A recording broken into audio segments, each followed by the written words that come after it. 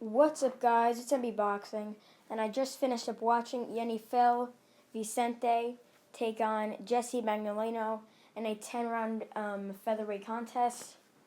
And I gotta say, this fight was a good fight, but it was fought dirty for the most part from Vicente, as he did get in, I think, a total of 4 points deducted. But first of all, in round number one, Magdaleno dropped Vicente with a perfect hook. And I gotta just say this before I get into the fight. Magdaleno's counterpunching was on point. Although he did not throw that much, he was still outlanding Vicente, who missed a lot of his shots. And Vicente was looking like he was getting frustrated because he was getting outboxed, and he was really trying to land one big hook that whole night.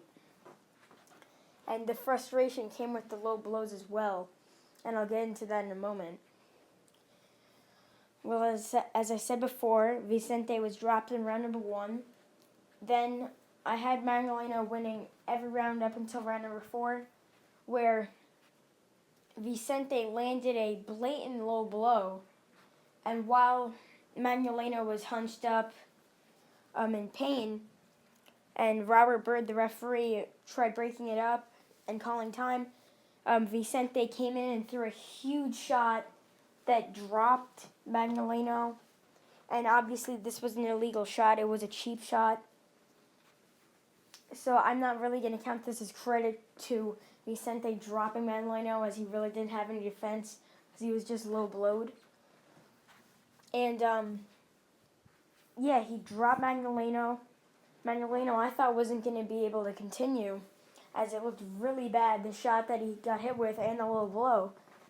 But with his heart, he continued. The heart of a lion, I think he's got, for continuing with a dirty fighter like Vicente. He got back up, schooled Vicente. Robert Bird took off 2 points. And then later in that round, Vicente hit Magdaleno with another low blow, meaning that 3 points have been taken away now. And then throughout the middle rounds, Magdaleno was really putting on the pressure on Vicente. And then in, I believe it was round 5, Magdaleno landed a great shot. Like, it was an excellent counterpunch. It was like a jab and a hook combined. Right as Magdaleno threw the shot, it looked like a jab, but then he turned it right at the end, landing on Vicente, and it dropped. Vicente, it was a beautiful shot, one of the best counterpunches you'll ever see. And it kind of reminds me of the Kell Brook versus Mark DeLuca knockout. Like, where his head snaps and everything. It's just a great knockdown and a great punch to hit your opponent with. And yeah, Vicente ultimately gets up from this. And since he's obviously pretty mad about this, he sort of was fighting rough, getting into the clinch, pushing out, and he was really pressuring Magdaleno. Magdaleno, I could see why he really didn't want to clinch up with Vicente, who was really just throwing wild hooks, which most of the time did hit low, as there was a couple other times that Robert Bird did not see.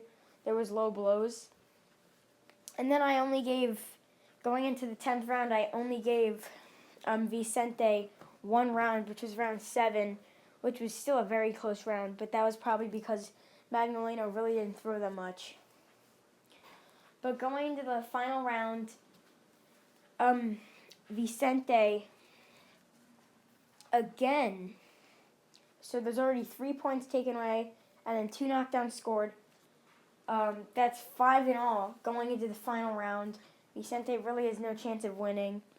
So then he lands another low blow, which is just outrageous. Robert Bird should have disqualified him there. But then he let him continue.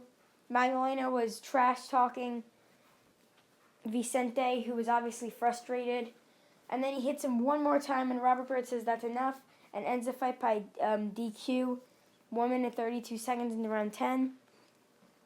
And in my prediction, I thought it would be a comfortable decision for Magdaleno. It was getting to it, but obviously it was a good stoppage by Robert Byrd to end the fight by disqualification, even though he should have probably done it earlier in the round with the third low blow. But there was 4 low blows and 2 points taken away already, plus the knockdowns. I mean, that's a lot of points taken away. I mean, I don't think he could have won that fight at all. Could Vicente. And what's next for Magdaleno? I think Magdaleno deserves a title shot. Maybe one more step up. And then, yeah, I feel like he deserves a title shot, as he's currently number 1 in the WBC, and I believe number 4 in the WBO. It'll be a great showdown to see 2 top-ranked fighters in Shakur Stevenson and Magdaleno, although I do see Stevenson winning that fight, possibly by KO. But Magdaleno is definitely an excellent fighter that has great speed and great skill. And another champion I could mention is Josh Warrington or Gary Russell Jr. and Leo Santa Cruz are there. Those are all the champions in the featherweight division. And who I see most likely for Magdaleno fighting is probably Leo Santa Cruz, which could be a cross between maybe on the trilogy fight between Wilder and Fury.